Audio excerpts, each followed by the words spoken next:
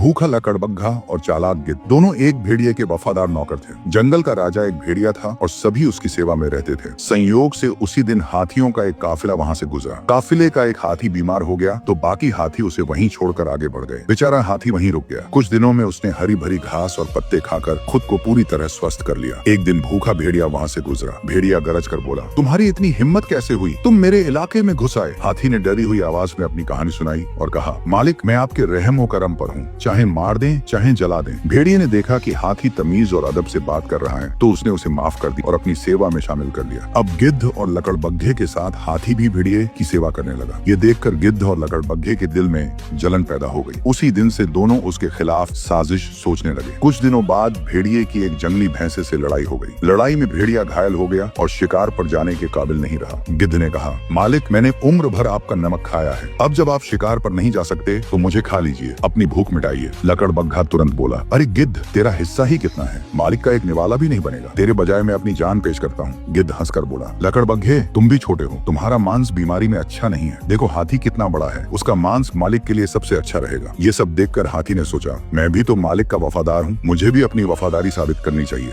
वे आगे बढ़कर बोला, मैं तैयार हूँ, मैं बड़ा जानवर हूँ और मेरा मांस बीमारों के लिए भी फायदेमंद है। अचानक लकड़बग्घा और गिद्ध बोले, वाह हाथी, वफादारी तो तुमने खूब निभाई है, अब इस बीमारी में तुम्हारा मांस ही सबसे ज्यादा फायदा देगा। बेचारा हाथी उनकी चाल देखकर हैरान रह गया। तभी दोनों उस पर टूट पड़े। कुछ ही पलों में उसका मांस नोच डाला गया और हाथी जिसने वफादारी निभाई थी उन्हीं के हाथों मारा गया। सीख, सादगी अच्छी होती है लेकिन अंधा भरोसा खतरनाक होता है।